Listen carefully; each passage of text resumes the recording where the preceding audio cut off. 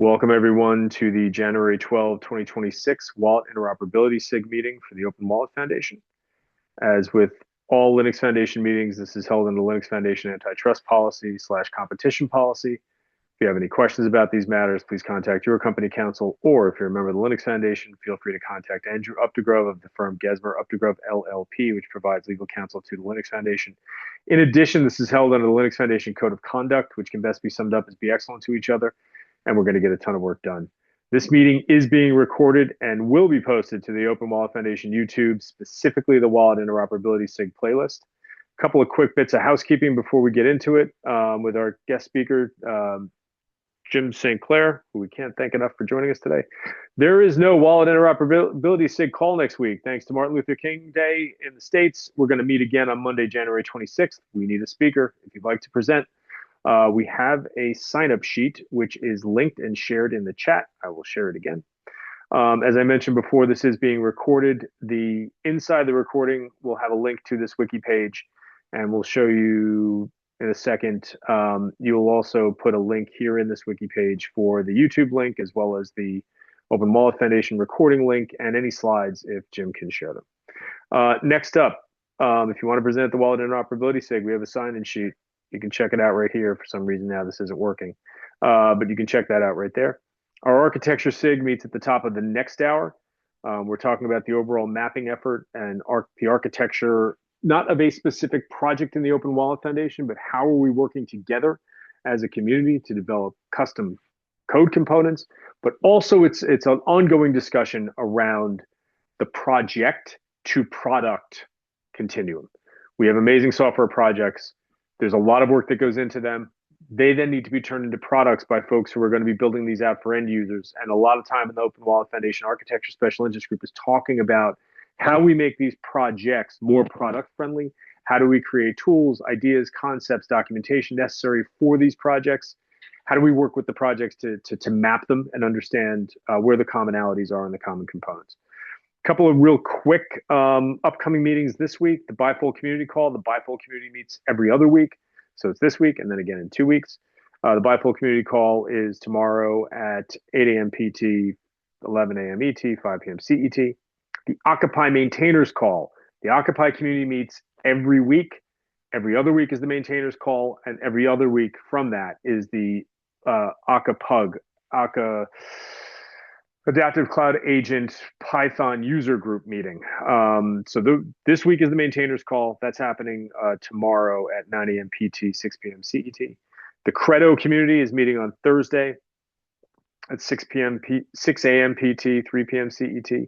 And then the OWL Test Harness community call. OWL Test Harness is going to do a name change. Kim, I saw your note. I got to get up on that. Last week was incredibly full of back from holiday stuff. I'm going to get going on that one. But they're meeting on Thursday at 8 a.m. PT, 5 p.m. CET, and we're looking forward to those calls. Lastly, you can find all these calls for the Wallet Interoperability SIG on the Open Wallet Foundation YouTube page. And today, a longtime member of the Linux Foundation community, Jim St. Clair, has been working. I can't do justice, give him a bio that doesn't justice, but he's been working within identity and healthcare and all kinds of important things, decentralized technologies, for years.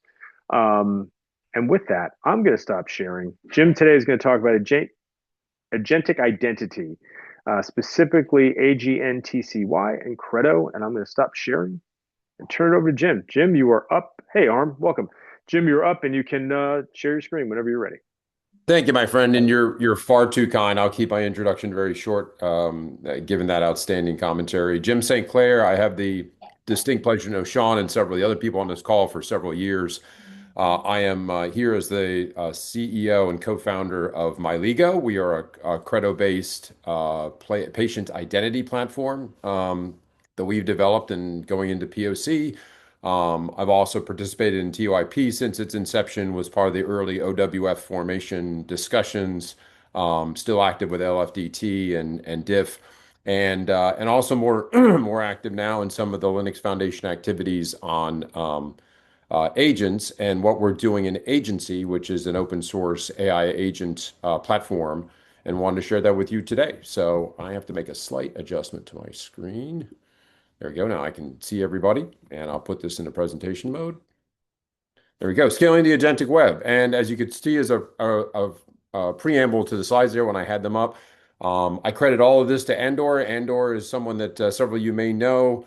Work with him in the Trusted AI Agents Working Group, which is actually immediately following this call. And the contents of this presentation is all derived from his larger presentation on this topic of agentic AI and identity, which that QR code will get you to and is the basis for a lot of my conversations that I'm having on this topic, and thought it would be great to share today, especially around what we're doing in agency. So, what are AI agents and how are they different from just our general reference to AI? So, I'm sure all of you are experienced with using ChatGPT or Claude or some of these other LLMs and Gen AI models. And for those of you who have been keeping up, really, if we were having this meeting this time last year, I don't think I could pull off a presentation like this. The topic of agents was beginning to enter the discussion, but really, given any 90-day to 6-month period, the expansion and explosion of these topics is only accelerated, and AI agents being one of them as we enter into 2026. So the real thing about AI agents in some capacity is that they may be small robotic processes, or they could be actual LLMs working together, but they autonomously plan and execute complex tasks based on what the management or the organization has structured them to do.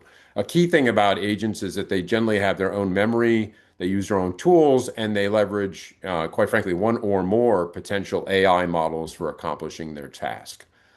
I recommend reading the paper down there, the archive paper, preprint paper.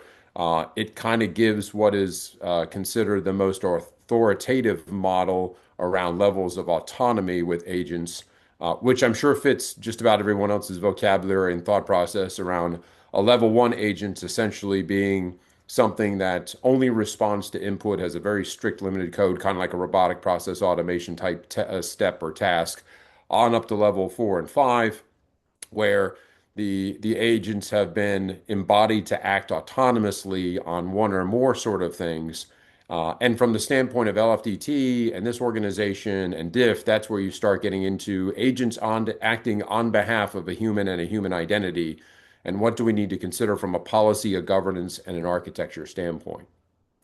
I'll just touch this real quick. This is one of the considerations around AI life cycles and delegation challenges. As you move up into those levels of autonomy, not only is it a matter of autonomy for what an agent is doing, but those levels of autonomy may also allow for an agent to do something else with another agent that, to fulfill a goal, spawns or delegates to a third agent. And I'm sure just by looking at this slide, many of you are thinking, well, this means that the situation could rapidly get out of control. And that's absolutely the case, whether you're just looking at it from identity and security standpoint, or from a delegation, a consent, and or authorization standpoint. Excuse me. Now we get into this issue of single agent versus multi-agent systems, which I just kind of captured on the last slide, and how those multi-agent systems are orchestrated and what are the levels of autonomy that are in each of those orchestrated multi-agent systems, and how does that autonomy govern amongst both within a system and then between systems. So there are 4 systems layers, very familiar, I'm sure everybody here, with the idea of first the overall AI, the LLM, whatever you're accessing as an AI component, the agent that is acting on behalf of that AI system and the user, multi-agent systems, and then the concepts of Internet of Agents or agentic web. And I know Andor has been kind of leading the charge on the agentic web comment. It's also referred to as the Internet of Agents, which is, what is a future state where much of your interactions between systems and across the internet is actually done on behalf of you or in conjunction with orchestrated agents acting on behalf of you, and how we start taking that consideration. So one of the popular frameworks at the moment is the Model Context Protocol, MCP. Many of you may be familiar with it or have used it.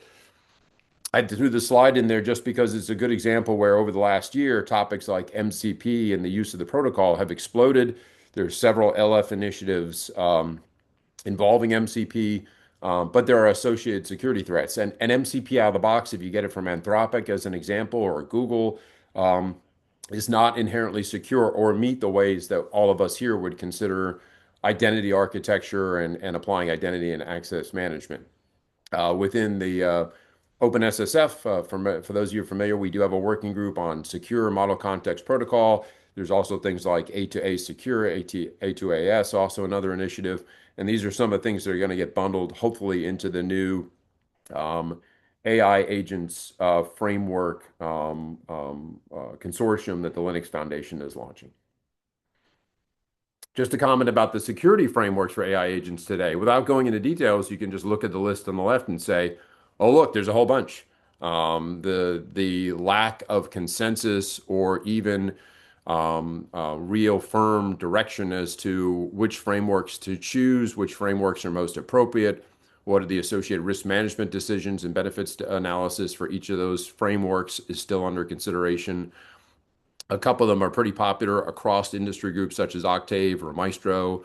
All you're familiar with OWASP and its scoring system. But nothing has really come to the front yet as being what is the most widely accepted.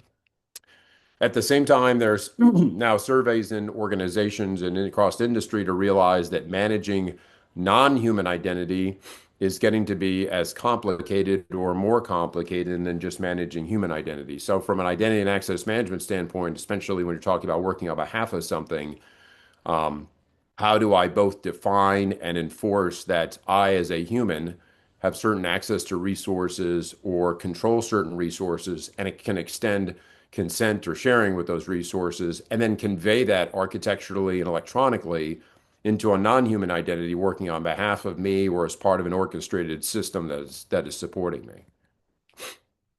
So, with that said, what's really different about AI agentic identities and traditional workload identities? Well, just to kind of summarize it, all of the characteristics on the left are what things like NIST 863 and other identity frameworks kind of highlight have to be done for managing human identities, and then adding in concepts like runtime and environment attestations, goals and context. And all of that has to be bundled into various agent facts. Excuse me just a second.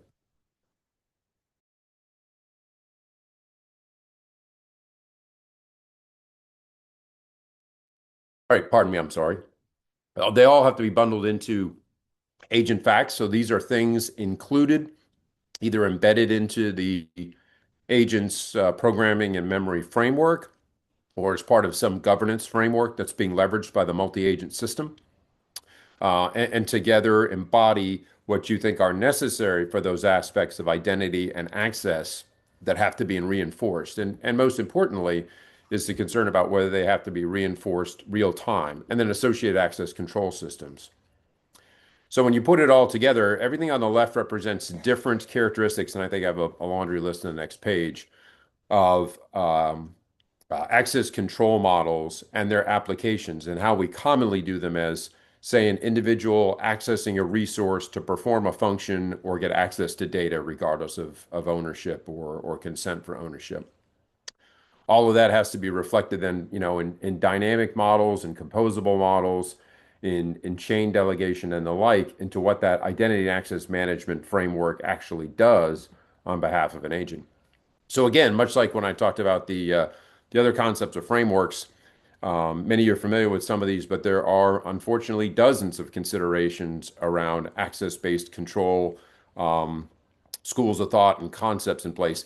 And I'm sure many of you know, even if you have, the good old number five of VC-based access, which is why we're all here today, that doesn't mean that it doesn't combine one or more of the other associated access control mechanisms here, especially things like attribute-based when you start getting into contextually related access and authorization, or policy-based access control, where all of it's being governed by a certain formal policy, dynamically allocated access control, risk adaptive access control, where as the environment changes, regardless of the underlying identity mechanism, how do we then shift access control based on, say, sensitivity of data or escalation of privilege? And so we need some pretty capable policy systems too. And how dynamic or static are those policy-based systems based on how static or dynamic the underlying AI agents are? So we use the terms deterministic and non-deterministic. Non-deterministic represents kind of those first three L categories on that scale L1 to 5 that I showed you, which is the agent only does what it knows to do, can't do anything else, and has been given some static list of rules around which it uses for its activities. As you get up into more dynamic and more autonomous systems, it becomes more deterministic, which is the AI agent has to be enabled in some capacity to not only follow a set of rules, but use those rules to derive what is the right thing I should do in this case, what can I share, how do I identify myself, etc., and build those into how it's interacting both with other agents within its boundaries or across boundaries between organizations for doing things. And just like the other two examples, there are a multiple number of protocols for agent communication. So, like I'm sure a lot of you have dealt with, both first you have to have the associated framework and the policies. Then you have to have agreed upon access control mechanisms, which follow protocols and architectures. Then those protocols and architectures have to sync up with whatever the preferred communications challenges are at, layer one, layer two of the OSI stack, and make sure that all of them maintain contextualization, synaptic interoperability, semantic interoperability, and knowing, yes, I know what you mean and what you said and what you wanted to do. And of course, it all has to run with a certain degree of efficiency and minimizing latency. So who's pushing things forward? This represents basically all the working groups that are in some capacity trying to tackle various aspects of what I've shown in the last couple slides. Each of them are looking at this concept of what they have contributed to the concepts of identity and access management, consent, information sharing, governance delegation, and saying, okay, how does that fit uniquely within an AI agent type framework? And not surprising, Andor and myself are active in a couple of these. I've highlighted two in particular because that's really the heart of what we're here for today, what I'm just presenting to everybody. Agency is another Linux Foundation project contributed by Cisco. It is a intent to be able to build open interoperable protocols and projects for agent-to-agent collaboration and that concept of the Internet of Agents. It standardizes discovery, orchestration, collaboration, and then leveraging other platforms you may be familiar with, like LangGraph, Crew AI, in other words, to standardize protocols. So when we get into those concepts of protocols and communications, this is really the first initiative to come up with an open source one that's adaptable and adoptable to allow a framework, a set of rails around protocols for communication, orchestration, governance, and policy. And to that line, they do have an identity specification that is designed to work with these multi-agentic frameworks and multi-agentic systems, MCP servers, and agencies more broadly. What I got excited about and why I got involved, well, that is my last slide. Why I got involved was this concept of being able to say, well, look, all you fine folks in agency, we have an identity working group, an agency that I'm part of. One of the subgroups is looking at things like auditing events, which of course is a core aspect of things like NIST 863 and other identity frameworks. The Cloud Security Alliance as an independent multi-participant consortium has the new Agentic AI framework that you can download for free from them. And oh, by the way, they recommend VCs and DIDs as well. So what can we do to take a large open project for AI agent specifications and developments and leverage that with other large open source projects around identity, the concepts of VCs and identity wallets. And that's what leads me here with Credo today. So I conclude all of this by just saying that there is an open call and happy to act as a coordinator. Moving into 2026, one of the things we want to be able to do is to demonstrate a specification and an open source project where AI agent identity and agency could be facilitated on platforms with using Credo and Aries and the like to enforce these newer concepts of policy and governance. So with that, I'll pause, turn it back over to Sean, and happy to talk about opportunities for collaboration. Agency is not on Discord, but we are on Slack. And if there's anyone who's interested in this idea and contributing how Credo could work with them, I'm here for volunteers and appreciate the opportunity to talk with you today. Uh, don't turn it over to me. I'm going to turn it over to everybody else. Anyone has questions for Jim, by all means, raise your hand. I'm going to start with the first question. Jim, are you working with Credo right now? Are you guys experimenting? Are you in the POC phase? Where are you at with that project? Yeah, great question. We are at the starting point, as in I'm the only guy that is, familiar with Credo, working with Credo in our startup sense, coming into the conversation with agency saying, "Hey, wouldn't it be great if we took a look at what LF is doing already in terms of open source architectures to reinforce this concepts of decentralized identity for agents and leveraging agency to be able to deliver, a new open source project that others could leverage." Okay. So y'all are currently on the learning curve of going from a open source software project, Credo, to turning this into a product within the context of what you're doing with agents. Yeah, but not for me personally as the startup, so much as a collaboration between two LF projects to Cool. come up with a third LF project deliverable that would ultimately live somewhere between Credo repos and agency repos, but make a contribution in terms of open source agentic IAM for all of Linux Foundation. Very cool. Thank you. Everybody else, by all means, raise your hand. Let's get some questions for Jim.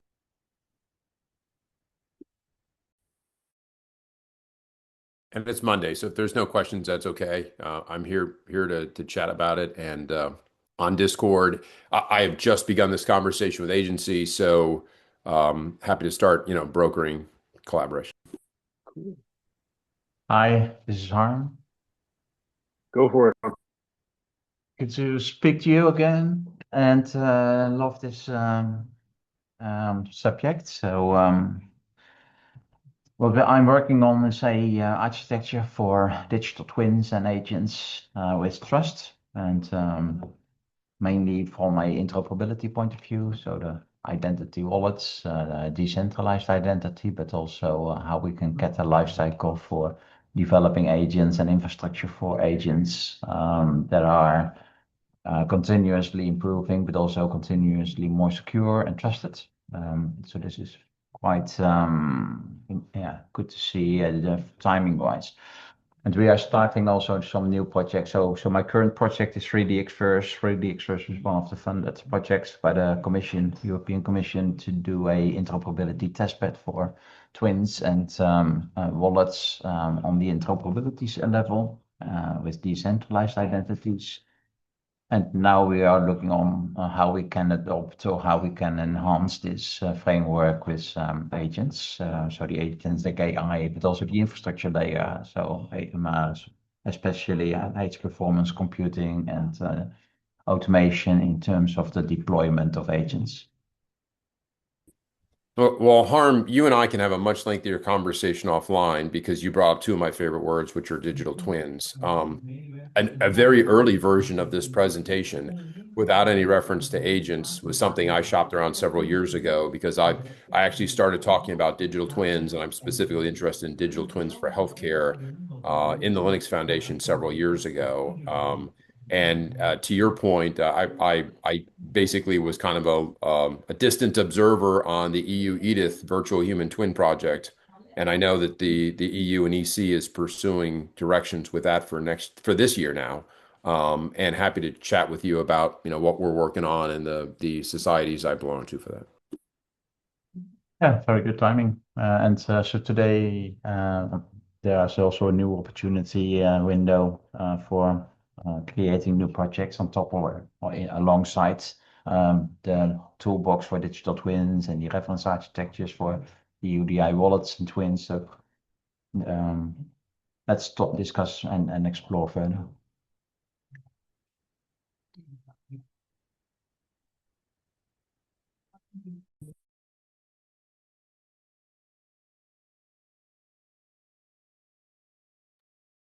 Okay, folks. By all means, you don't have to raise your hand. If you've got a question for Jim, just go for it.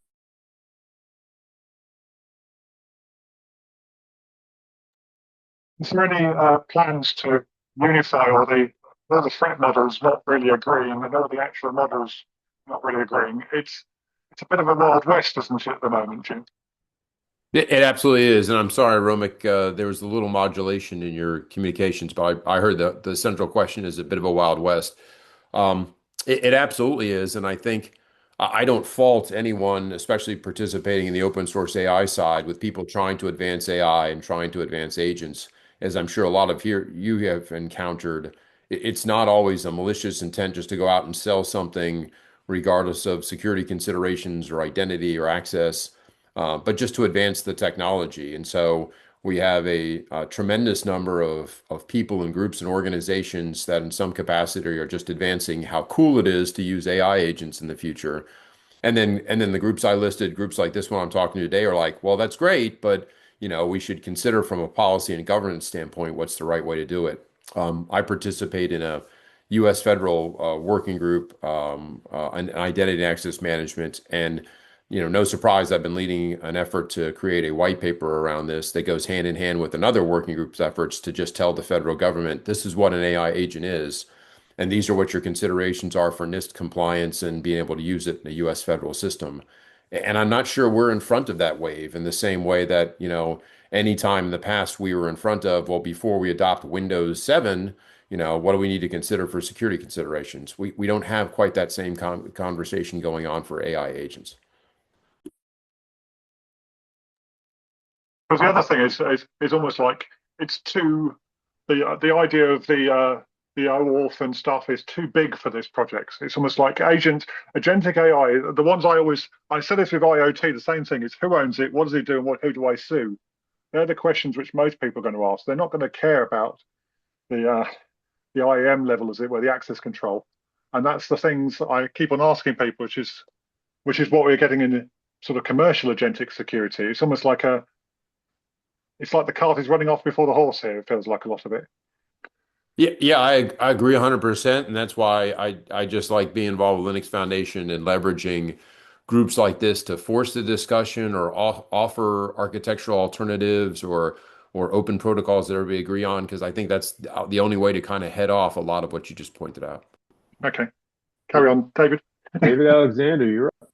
Thank you very much. Hi, Jim. Great. Sorry I was a bit late arriving. If I could just make an architectural point, Agentic AI, current sex and sizzle buzzword, everybody's super excited, millions of blogs about it all.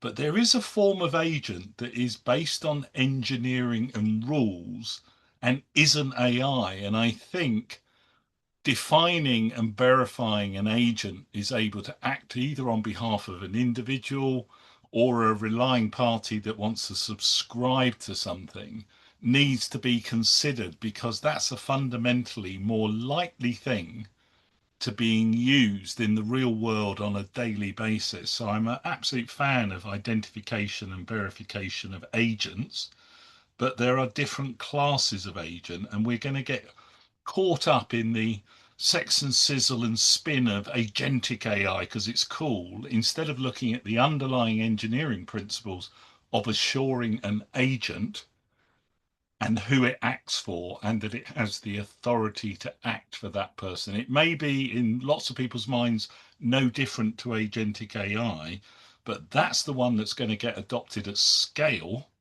because it's part of the plumbing and the engineering of an ecosystem. So I would like to broaden your horizon. I know it's exciting to talk about agentic AI, but let's be engineers. We're writing code that can deal with agents, verification and authentication to act on behalf of another.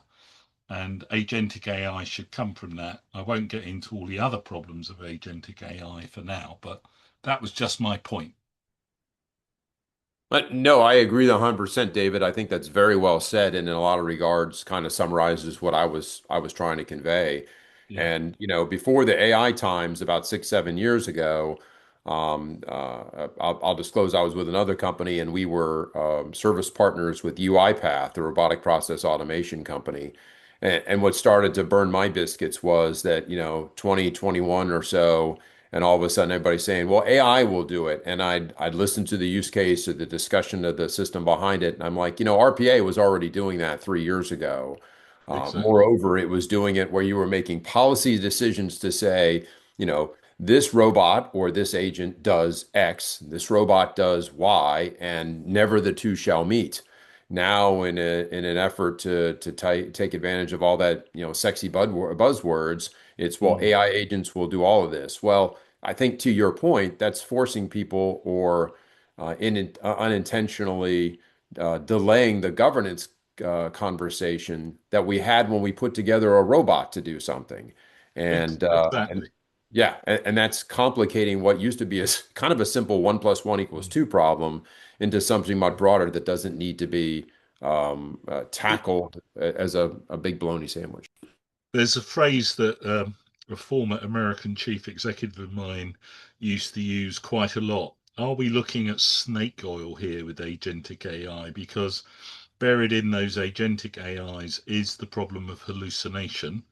And as Romek pointed out, who is liable for the hallucinations of an agentic AI that gives the wrong instructions or approves the wrong things? And when you're engineering with robotic automation or just code via APIs that work to rules and algorithms with configurations and preferences that can only do the things they're supposed to be able to do, it's a bit easier to shoulder liability for those than some mad agentic AI built on a large language model that hallucinates and suddenly says, yeah, you can have everything, or no, you can't.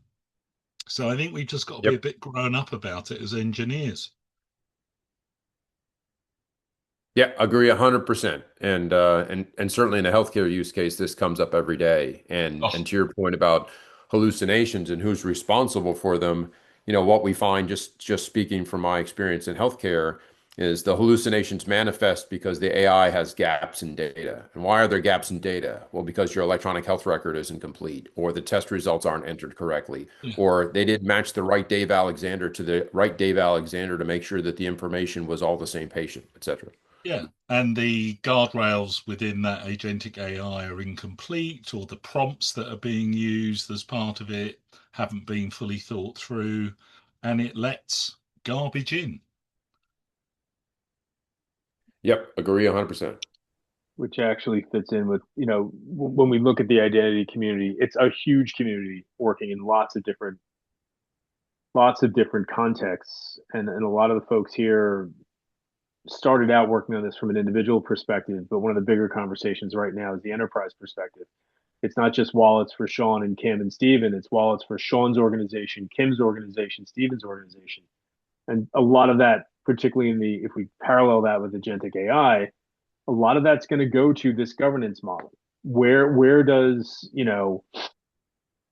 how does my agent interact with an organization's agent? If I want to have my agent buy me a plane ticket, which sounds insane to me, but in 10 years that might be completely normal. Well, will my agent pick the best price, or is it going to pick the best price based on who's providing me the agent, if it's Amazon or Apple or Google or someone else? And so I think the It, fact that y'all are baking in governance as part of the work that you're doing is going to be critical. it could be a runaway train of hallucinations between two agentic AIs working for different stakeholders, and it won't just be two. There could be 10 in the supply chain of an end-to-end booking process that the agentic AI thinks it's managing, and Yeah. you could have a compound failure before you even know it. I mean, it's already happening today in certain circumstances where you Sure. get bizarre offers come up and things like that. Yeah, and Sean, to your comments too, that leads me to something else. There is the issue here of identity wallets for agents and then agents for identity wallets. As we examine what we're doing in MyLego for using identity wallets for healthcare and the functionality of that workflow from a user experience, I can't just turn to my 80-year-old mother-in-law in the next room and say, hey, good news, from now on, when you interact with your Medicare eligibility, and this is a US example, Medicare eligibility to go to the local health system, you just use your identity wallet to verify your identity. And she's going to look at me funny and say, huh? So we are looking from a go-to-market standpoint of what's the user experience for somebody who's never used an identity wallet, doesn't understand about consent for sharing their health information or the implications for granting access to a system or getting to your health records, and what is going to assist them in doing that in a plain language method. And that's probably going to be agents. Well, in that case, you've embodied agents to be acting on behalf of you with your wallet from the get-go. So how do we build that agentic framework from day one to embody the governance of policies of using that Credo wallet for what you're doing? Yeah, there's some profound asymmetries there because Sean's wallet versus American Airlines, Sean's agentic agent versus American Airlines agentic agent are two very different things. Right, And, exactly. and how that's going to roll out. IEEE did a thing 8 years ago called ethically aligned design, and it was primarily about artificial intelligence and what we're looking at from the perspective of Jim St. Clair versus American Airlines, but also American Airlines talking to the government of the United States or the government of the Netherlands and sharing information and what can be shared and what won't be shared and what gets, not overwritten, but what gets overridden because a government has a need that I may not have approved of, but once American Airlines has that data about my trip, they don't really have a choice. So interesting stuff. Folks who are still with us, by all means, please, if you've got a question, reach out to Jim right now. We're on Discord or LinkedIn, or send me an email. Be happy to talk.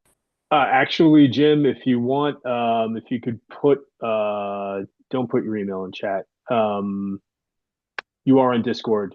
I will make sure you're on the Open Wallet Foundation Discord. I will add you in a note to the Wallet Interoperability SIG. I'm going to put the recording up there for this meeting, and if folks want to reach out to Jim on Discord, he's there at the OWF Discord if you'd like. But by all means, if you got another question for Jim, go.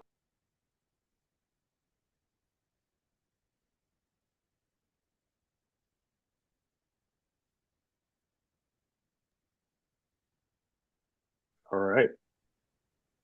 With that, Jim, thank you so much for giving this great presentation. I have shared the links from Jim's deck. Jim, let me know if it's okay for you to share your slides as a PDF. If you're cool with that, I'll make sure I include that on the Wiki page. Yeah, very cool with that. And anybody who wants to reach out to Endor for the full deck, feel free. Awesome.